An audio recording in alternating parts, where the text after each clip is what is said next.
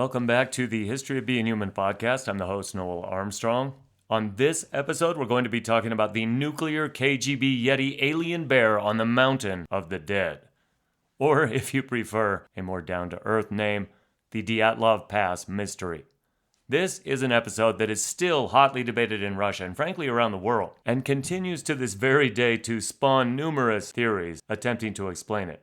From the rational to the conspiratorial to the frankly supernatural, as my title indicates.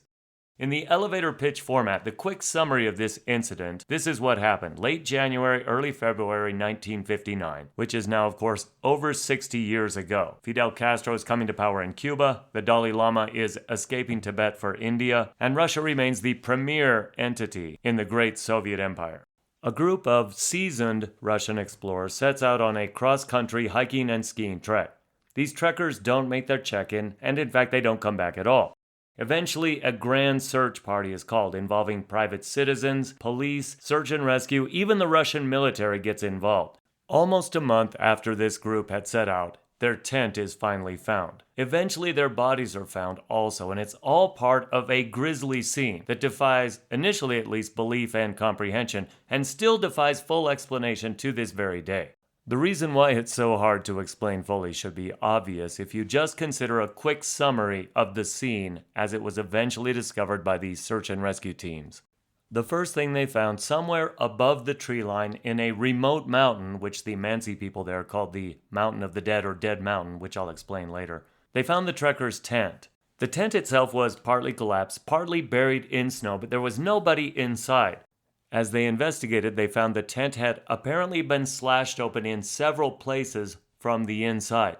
Inside was survival gear, neatly stacked firewood, boots, axes, a map, a bottle of vodka, and maybe weirdest of all, it looked like there was a freshly prepared dish of sala, which is white pork fat, which had been left uneaten. The first rescuers on the scene had high hopes that they would find the party alive because there was nobody dead in the tent, so they took the bottle of vodka and drank to the health of these hikers, these trekkers.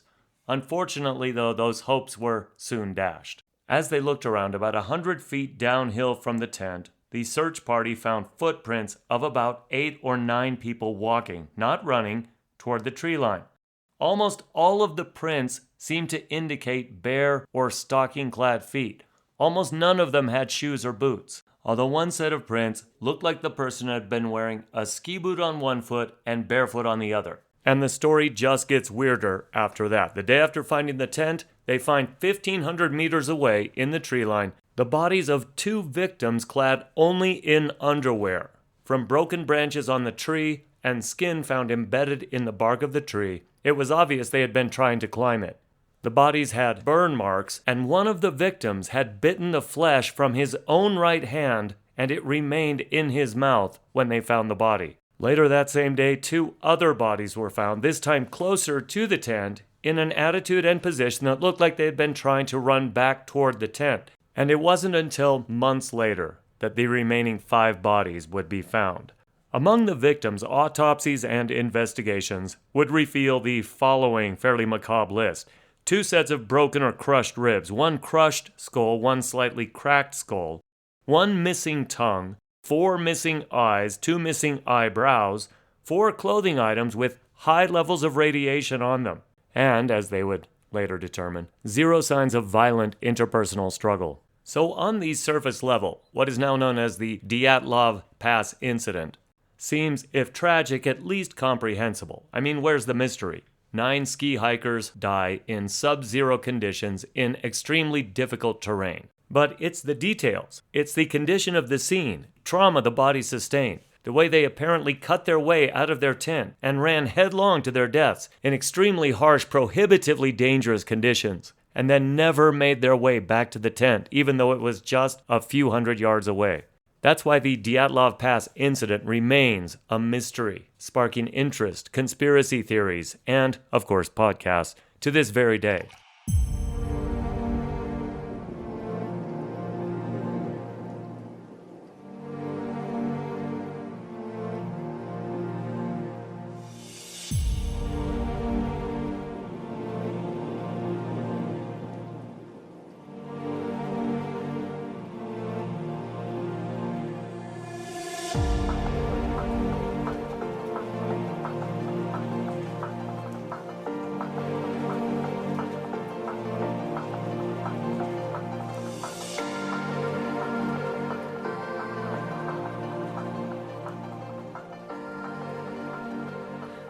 Deep in the Ural Mountains of Russia, there's a peak which was known on Soviet maps only as Peak 1079. To the native Mansi people, though, it was Holat-Siakal, a name which essentially means dead mountain, or mountain of no life. Now, before you think that that sounds too ominous, let me just say that, to the Mansi, what that really means is, don't go hunting there. It is a mountain devoid of game, devoid of life worth hunting. It is not, I repeat, it is not because the Mansi think that it is a place where you are going to die, or that it houses the spirits of the dead. In fact, if you look at the many online pictures, you'll be struck by two facts, I think. Fact one is that the mountain is apparently pretty lifeless.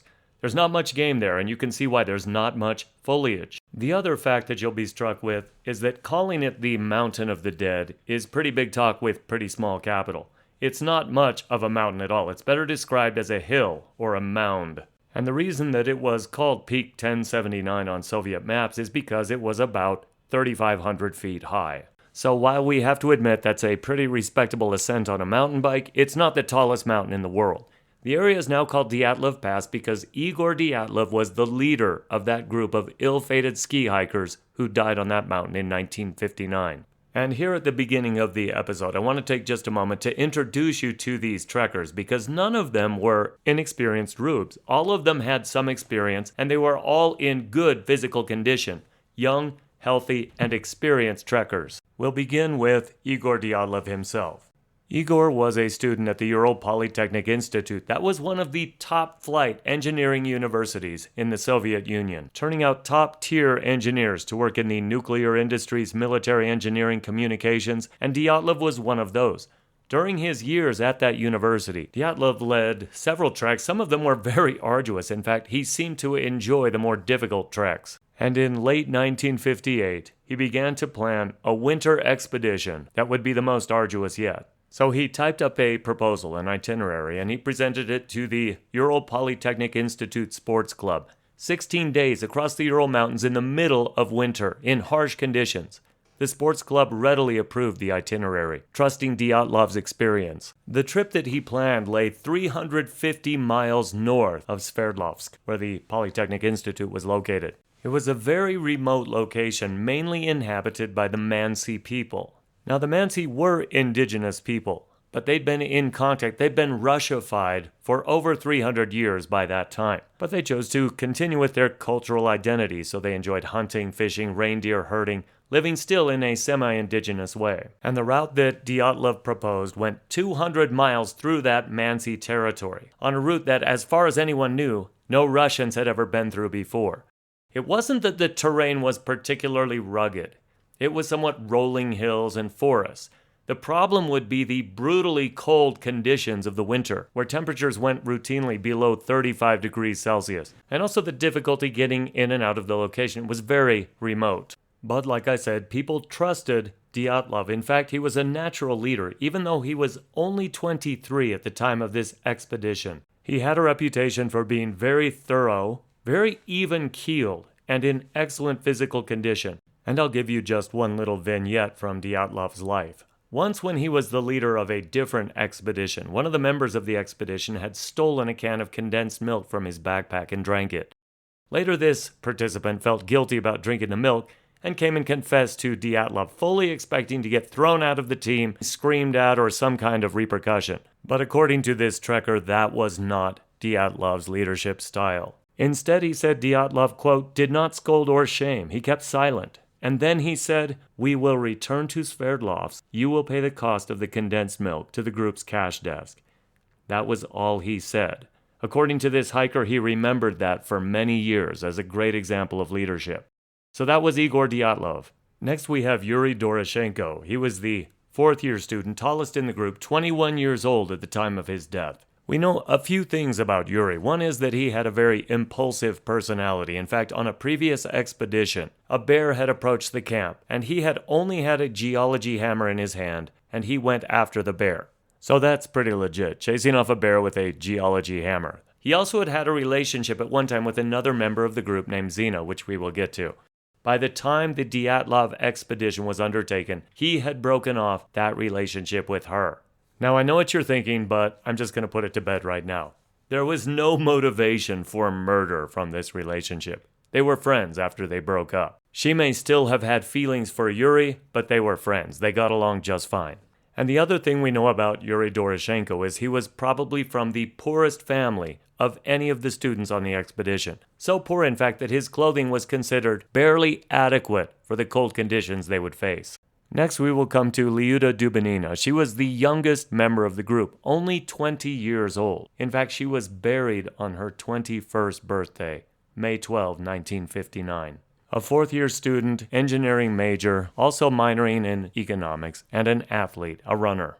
What's interesting about her is something seems to have gone horribly wrong with her temperament around the time of the incident. Part of the way into the journey, she started to be very sour. She started to write things in her journal like, "This is evil as hell. The mood is bad. In general, I am very, very sad." She refused to help with tent repairs. So something was going on with Lyuda that we don't know. According to one account of the expedition, quote, "The only plausible explanation for dramatic changes in Lyudmila's behavior can be her premonition of impending mortal threat," end quote. So, in other words, the only rational explanation for why she was in a bad mood is that she had a supernatural premonition that she was going to die.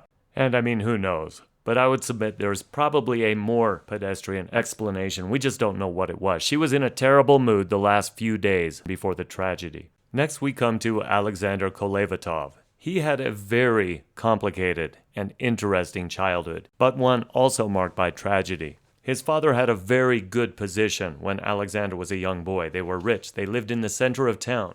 And then a purge came, and his father was moved to a gulag.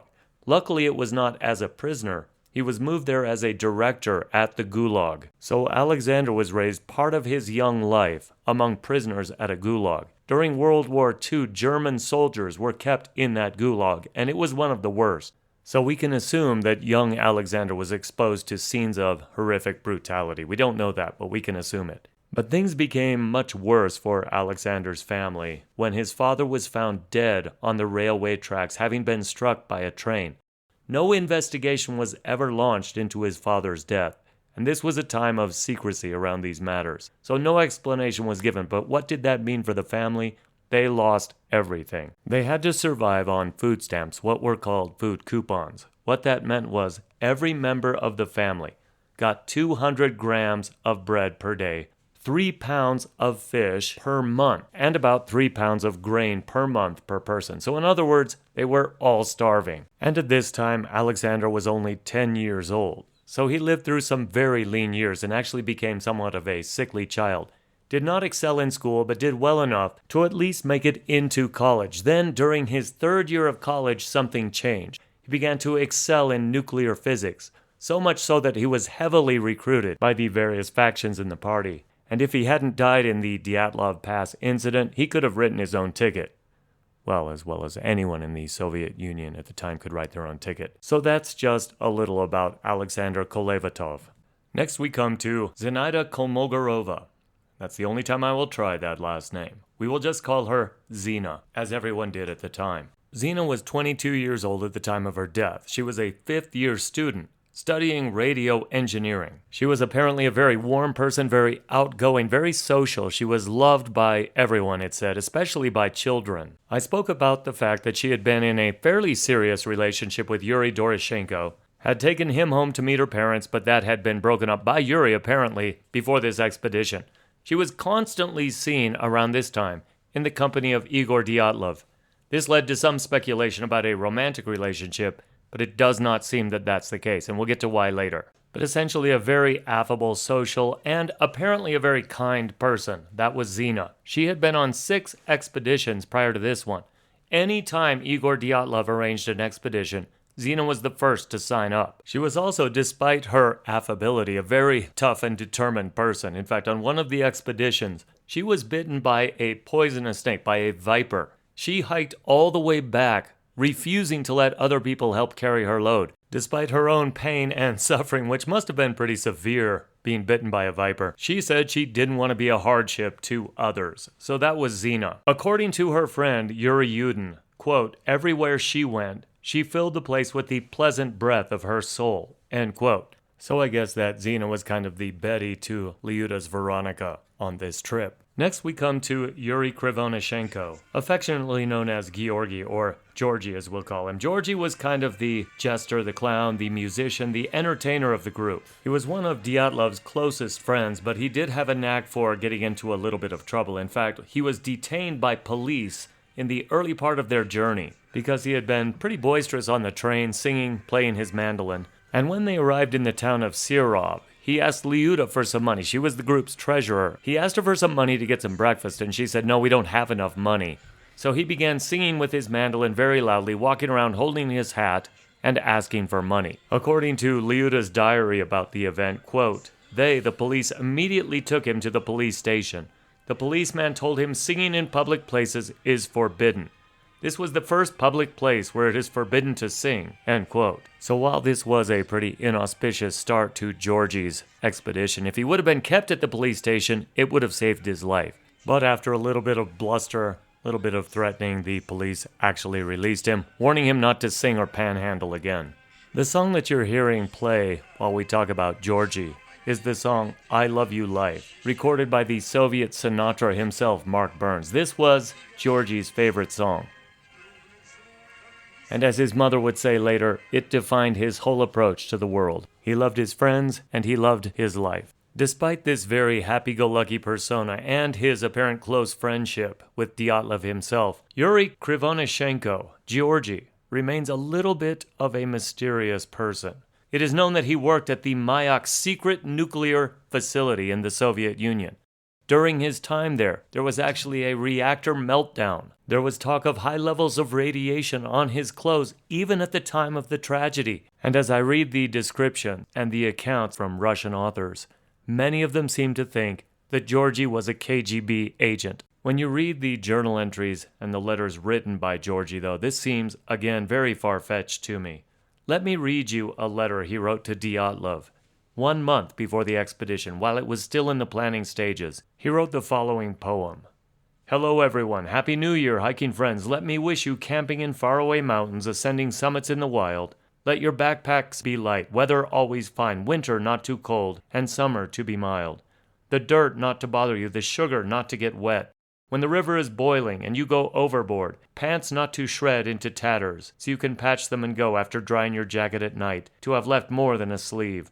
Your shoes to be good, not a year, but dozens of years. Wish you to leave your tracks all over the map of Russia. He then speaks about how excited he is for the trip, how he is getting a physical before he leaves, and asks where he should send his money to.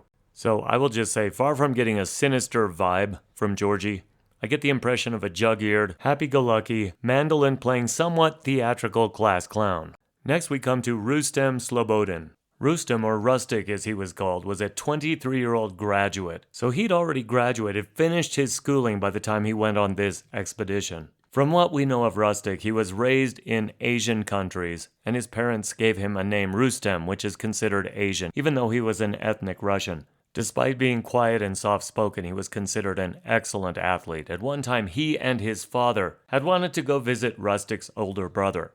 So they hiked over 300 kilometers through hostile territory in the Tian Shan Mountains. It was considered a feat of pure hubris, and they made it. They came out of it just fine. So Rustic was known as an athlete, quiet. I don't know much more about him.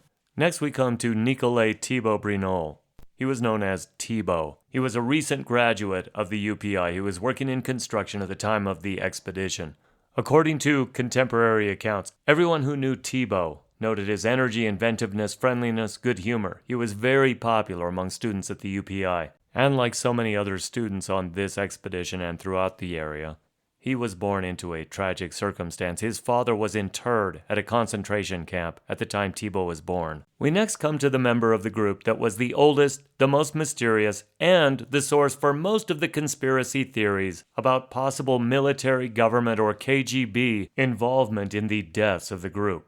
I am speaking of Semyon Zolotaryov, who will be known hereafter as Sasha. Sasha was definitely a demographic outlier in this group. He was a veteran of World War II. In fact, he'd served the entire time between 1941 and 1946 in the Soviet Army, during some of the most brutal and fatal campaigns of the war, during a time when they endured almost unimaginable levels of hardship. Sasha was much older than the other members of the group, and he was added to the expedition near the very end. That's what gives rise to some of the conspiracy theories. Nearly all of the group members are in their early 20s. Sasha was 38 years old. Unknown to many of the members of the group at the time, he also had a newborn son, which he named Sasha. I don't have time to get into the speculation around this person's identity. Suffice it to say that he was working as a physical education instructor around the time of the trip, and it makes perfect sense that he would want to join this kind of an expedition. That and the fact that he ended up just as dead as every other member of the group makes me think he was there to go on a skiing hiking expedition.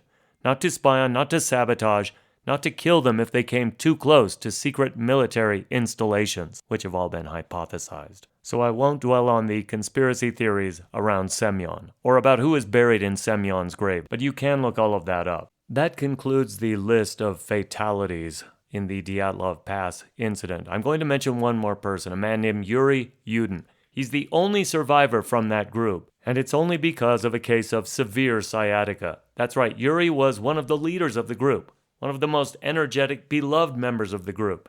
There's a rumor that he was actually in love with and loved by Lyuda.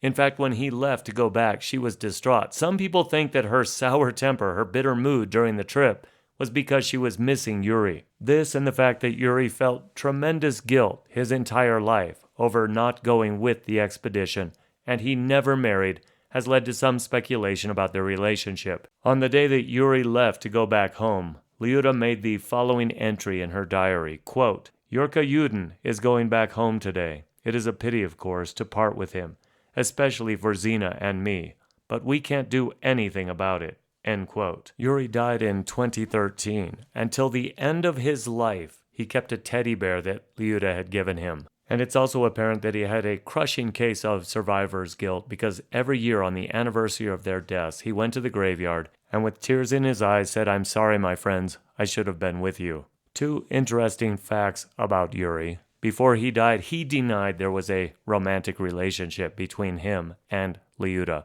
But many people don't believe his denial. I won't go into why. And the other fact is, he does not believe that his friends succumbed to the weather or to an avalanche or any other natural cause. He believes they came too close to a secret military testing ground and were killed, and that the scene was a setup. It was designed to make it look like they had succumbed to an avalanche or hypothermia. And while his opinion does have some weight, it may just be one more conspiracy theory added to the mix. We'll see what you think when we complete our story. So I know that's been a rather lengthy introduction to the various members of this party, but in almost all histories of this event I've come across, they simply name people as the victim, or they will name one or two of them and tell you nothing about them. For some reason I felt very compelled by looking through their photos and looking at their life histories.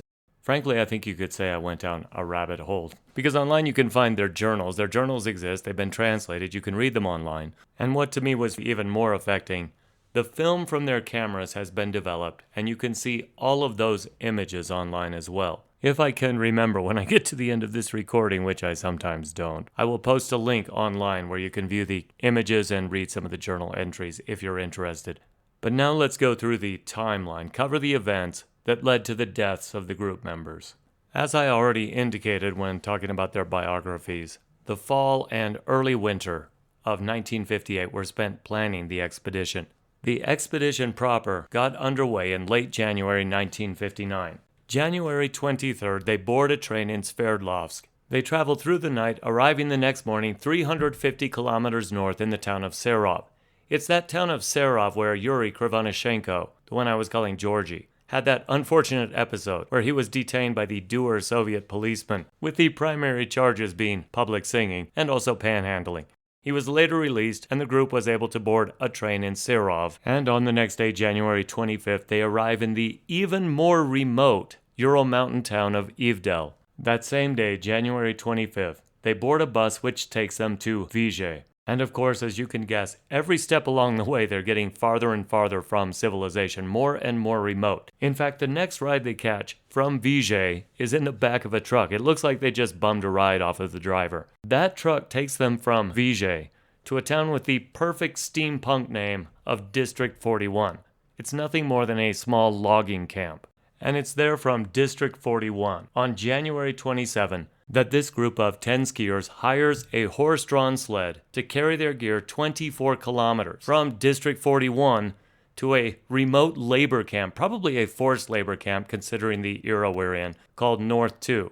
They ski to North 2. The horse-drawn carriage carries their gear. They arrive there on the 28th of January, and it's then that Yuri Yudin realizes he can't make this trip. Just skiing those 24 kilometers had wrecked his back, and his sciatica was killing him.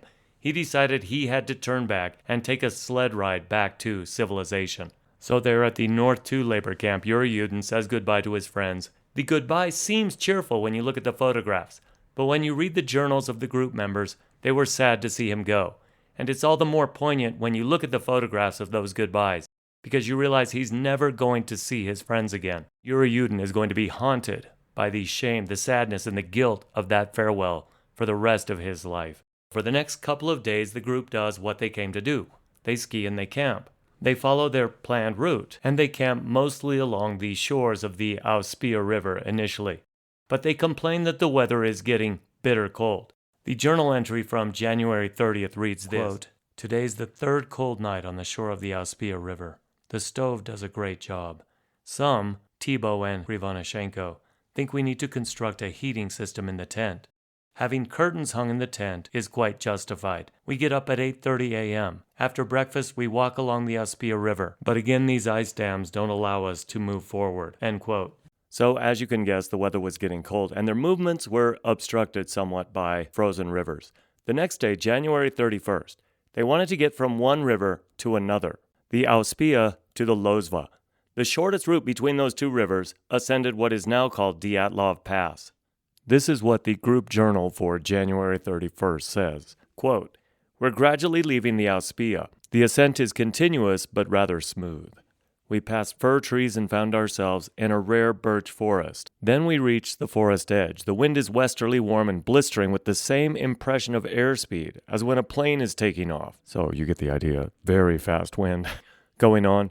"There is ice crust everywhere around us. The making of a storage depot is not feasible at all. It's about 4 p.m. We need to find somewhere suitable to camp for the night. We're going down to the Auspia Valley. It seems to be the snowiest place here. The wind is slack. The snow is 1.22 meters deep. Tired and exhausted, we started to prepare the place for the overnight stop. We lacked firewood, which consisted mostly of weak, wet fir trees. We made a fire on logs. No one wanted to dig a special hole for it. We had dinner right in the tent. It's warm in here. It's difficult to imagine such comfort somewhere on a mountain range with the severe howl of the wind hundreds of kilometers from any inhabited places." End quote. I think that journal entry gives you a pretty good idea of what they were going through. They were cold. The wind was bitter in the higher elevations. They lacked firewood of an adequate quality and supply, but in general their spirits were up. Inside the tent, they were keeping warm, and that despite recorded temperatures at that time in that area between -15 and -25 degrees Celsius. On that night of January 31st, they made plans for the next day, which would be February 1st. The next big event, the next big obstacle, if you will, in their trek was to ascend and then descend over Dyatlov Pass on their way to Mount Otorten. It was decided by Dyatlov and others that they would go back to the Auspia River that night, as we said, for a warm, sheltered campsite. They would make a storage and they would leave the extra load there. There was no use bringing all their firewood and all of their gear over the pass. So they would spend a cold night on Dyatlov Pass. They would sleep in the tent in their warm gear without fire. And that would be the night of the 1st of February. The next day, the 2nd of February, was going to be a big day, the biggest day, the day they had planned for. On that day, the group was supposed to cover 14 to 15 kilometers over a firm, dense snow that would be a fairly easy traverse, even though the distance was quite long. They hadn't brought firewood, but they did bring a stove to their cold camp for the night of February 1st. February 2nd, the intention, it seems, was to go to a lake in the region where they could spend a much warmer overnight, because they wrote about how temperatures near the lake would be much warmer. Now I say it seems that was their intention because nobody knows. Nothing more was heard from the group. Nothing more has been found documenting their movements. And in hindsight, we know that on February 2nd, 1959, all members of the Dyatlov group died in a mysterious way. On the 12th of February, they were supposed to check in back in Vijay. They didn't show up. Of course, nobody was overly concerned. It's not unexpected for a group to be a day or two late with their check-in. But a few days after that, people are, of course, starting to get very nervous. Something bad has happened. By February 21st, the first search parties are on the way. And of course, with each passing day, people become more nervous. They're not looking to rescue. They're looking for a recovery operation at that point. By February 26th, 24 days after the group was supposed to check back in at Vijay, the tent is found. It's partially buried in snow, but there's something concerning about the condition of the tent. It appears that there are several slashes through the side of the tent, the downhill side of the tent. The next day, the 27th, 1,500 meters away down the hill, the bodies of Yuri Krivonischenko and Yuri Doroshenko, in other words, Big Yuri and Georgie, were found lying face down in the snow. Later that same day, 300 yards up the slope from where the two Yuris were found, a Mansi search party finds the body of Igor Dyatlov, the group's leader. That same day, a rescue dog finds the body of Zina, another 400 yards or so up the slope from Dyatlov. All of them are downhill from the tent, all of them lying in exposed snow but buried by that snow somewhat. Shortly after that, between the bodies of Zina and Igor Dyatlov, the body of Rustem Slobodin, the one who had traversed across the Tian Shan mountains with his father to visit his brother, was found, again lying face down in the snow. The remains of the remaining 4 hikers would remain a mystery for over 2 months until a grisly find on May 5, 1959, would reveal a den located by then in a creek some 1,500 meters away from the tent downhill, in which were the bodies of Lyuda Dubinina, Nikolai Thibault, Semyon Zolotaryov, and Alexander Kolevatov. And so really it wasn't until the spring thaw that all 9 bodies were finally accounted for. Now, much of the macabre mystery about what happened to the Dyatlov group centers around the condition of the bodies as they were found. So let's cover that. As I said, the bodies of the 2 Yuris were found first, Georgie and Big Yuri. Their bodies were found lying under a large cedar tree. The cedar tree had branches broken at a height of 4 to 5 meters, so it was apparent that somebody had tried to scale the tree. Both bodies were dressed only in a shirt and a pair of underwear. Neither was wearing pants, and neither had socks or shoes on. Big Yuri had burns on his left leg and his right temple. Krivonischenko Georgie had burns on his left leg and left foot. On their hands were numerous minor injuries, bruises, and abrasions, probably from attempting to climb a tree. The bodies were arranged. They were laid down right next to each other. Now, when somebody dies, if they're lying on their back, blood settles in their back. They call that the livor mortis. Doroshenko had evidence of blood settling in his back, that he had been on his back when he died. But when they found his body, he was turned face down. Somebody had moved his body after his death. So those were the first 2 bodies found, the bodies by the old cedar. And despite the small burn wounds on their body and the injuries to their hands, the cause of death is officially hypothermia. Slightly up the slope from their bodies was the body of Igor Dyatlov, next found. He was very lightly dressed. He had no shoes. He was wearing a knitted vest and a jacket, but these were unbuttoned. That's considered very unusual for somebody dying of hypothermia. He had a few minor injuries that you would expect, but the cause of death, again, was hypothermia. Next was the body of Zina. She was much better dressed than many of the other corpses. Maybe that is a nod to the chivalry of the group. But maybe she just outlived many of the other members. Women often outlast men in these extreme survival situations. Zina might have lived long enough to borrow clothing items from other members of the group. We just don't know. There was a laceration, an injury on her right tibia. But according to photos from the trip, it's obvious that she was injured somewhere along the way, not after her death, not immediately around the time of her death. And the knuckles, those knuckles on her right hand, were bruised. But despite these minor injuries, there was no internal damage. The cause of death, again for Zina, was hypothermia. Next we come to the body of Rustem. Rustem's body was found 480 meters from the cedar toward the tent, and he, like Zina, was also much better dressed than many of the other hikers. In fact, he had a long-sleeve undershirt, a shirt, a sweater, 2 pairs of pants, 4 pairs of socks, 1 felt boot on his right foot. His watch was stopped at 8:45 a.m. Of course, I can't figure out what relevance that has. It's interesting, but we don't know if that was the day of his death or sometime before or after. The picture gets a little clouded with Rustic. The cause of death is officially hypothermia, and yet he had a fracture of the frontal bone of his skull, and that fracture was sustained apparently while Rustic was still alive.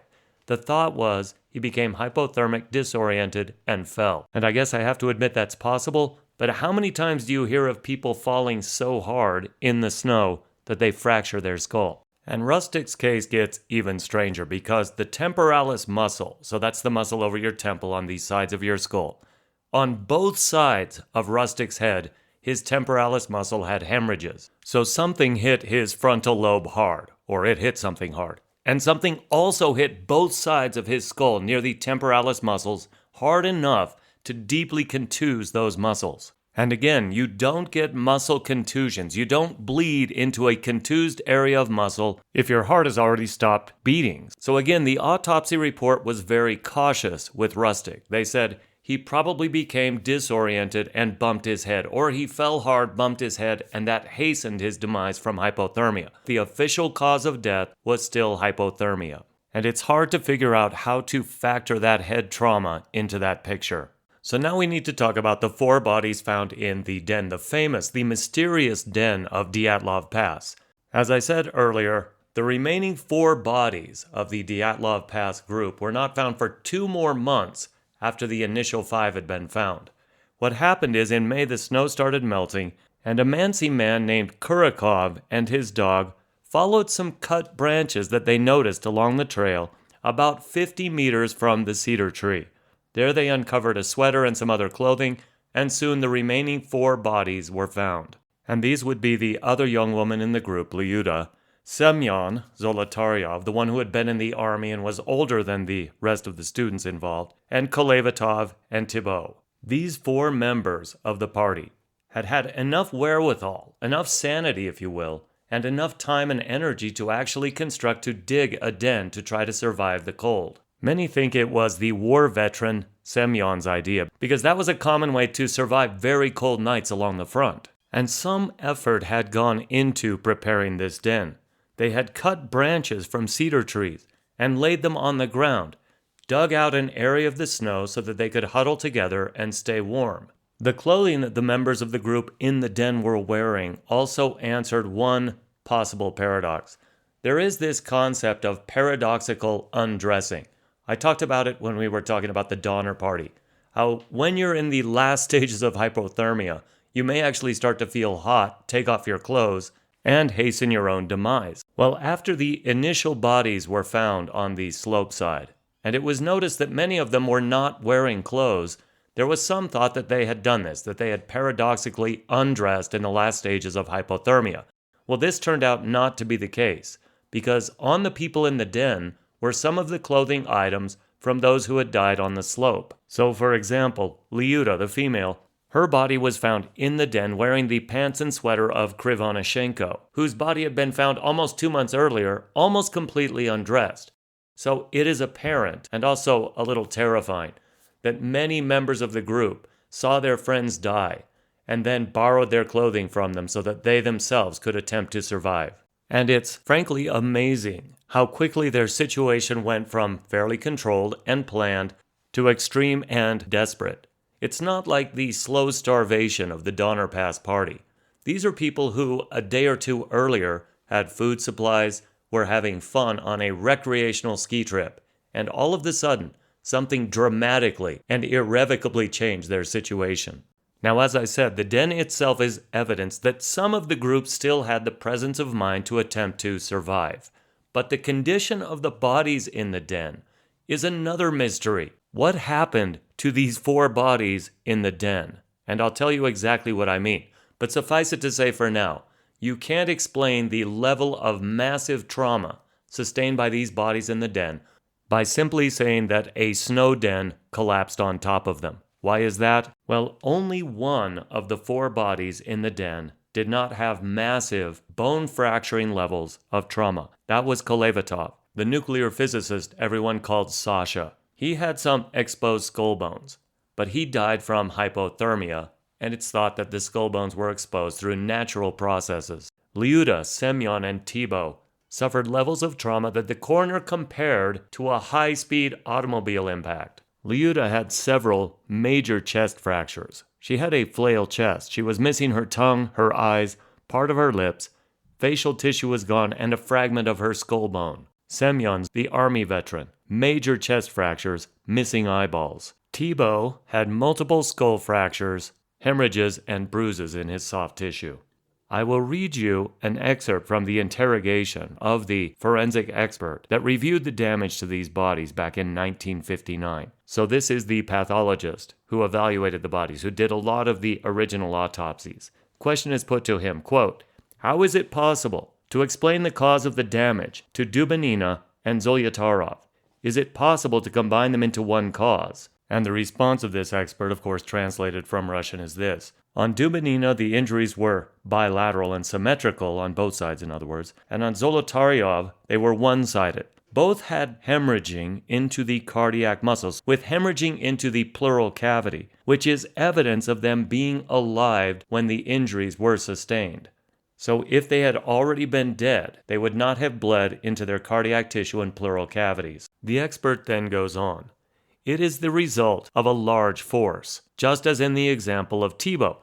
These wounds, especially appearing in such a way, without any damage to the soft tissue of the chest, are very similar to the type of trauma that results from the shock wave of a bomb. So catch what he's saying. There was no damage to the skin and muscle over the chest, but the ribs were crushed. So the force was of such a type that it was absorbed by the bones but didn't damage the chest muscle or skin. Now, another question was subsequently put to this expert. He was asked, how long could Dubinina and Zolotaryov have lived after this massive trauma they sustained? This is what the expert said, quote, Dubinina died 10 to 20 minutes after the trauma. She could have been conscious. Sometimes it happens when a person with a wound to the heart, for example a serious knife wound, can talk, run, and ask for help. Dubinina's situation was one of complicated traumatic shock resulting from the bilateral rib fracture, with subsequent internal hemorrhaging into the pleural cavity. Zolotarov could have lived longer. It needs to be taken into account that they were all trained, physically fit, and strong people. So that is certainly a very bleak and heartbreaking picture of their final minutes. Something crushed their skull, gave them flail chest. They bled into the pleural cavity and hearts. Dubinina's injuries were so severe she probably lived for 10 or 20 minutes afterward, and Semyon may have lived on a little longer. The cause of death was not hypothermia. It was massive trauma. So you can certainly see why this den, and the condition of the bodies in this den, gave rise to most of the mysteries, the conspiracy theories, the unanswered questions around the deaths of the Dyatlov group. Let's finish now with Thibault. We said earlier that Thibault had multiple skull fractures. The forensic expert was asked about the nature of these skull fractures, and this is what he said, quote, in the conclusion, it's shown the damage to Thibault's head could have been the result of the throwing, fall, or jettisoning of the body.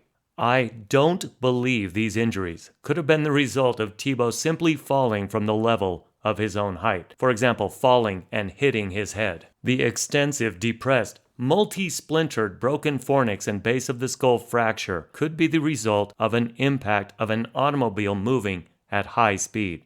This kind of trauma could have occurred if Thibault had been thrown and fallen and hit his head against rocks, ice, etc. by a gust of strong wind. End quote. The forensic expert is then asked, is it possible that Thibault was hit by a rock that was in someone's hand?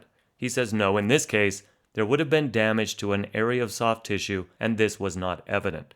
Finally, they asked the expert, how long could Thibault have lived after the trauma? Could he have moved on his own, talked, etc.? And this is what the expert says, quote, after this trauma, Thibault would have had a severe concussion.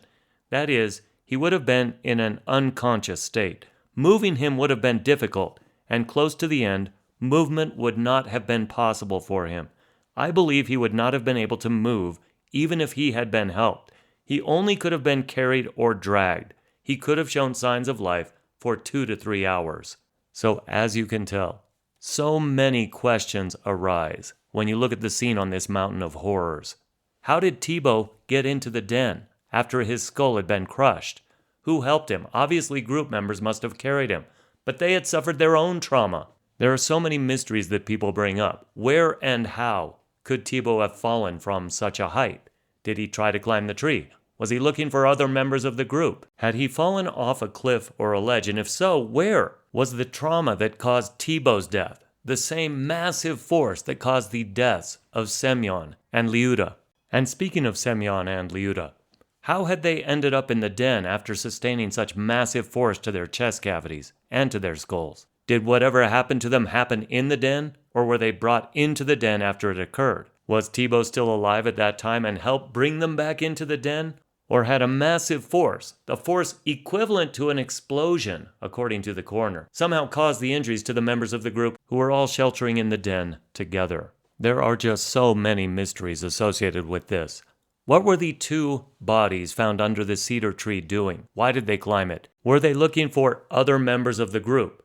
Were they looking for their storage stash of firewood? How had they become so disoriented, if so? Why were the bodies of Dyatlov and others found apparently trying to make their way back to the tent? What had stopped them from making it that short distance? Did they simply freeze to death? Were they at their last extreme? Were they traveling together toward the tent and simply died off one by one? I have to admit, it's not impossible to explain people becoming disoriented in a bad storm and freezing to death. But there are mysteries. Aside from the obvious great mystery of what happened to the bodies in the den, what traumatic force killed them? What happened to the knife that they used to cut branches to line the floor of the den? That knife has never been found. But the great mystery looming over all of this is what went wrong in the first place. Why did they get out of the tent? Why did they walk, not run, through the snow? Why was the tent hastily slashed from the inside so that they could escape out the downhill side? Was the entrance occluded by snow? Did they hear something coming like an avalanche and run for their lives? Was there something that entered the tent, whether a bear or Wolverine? This seems much less likely, I guess.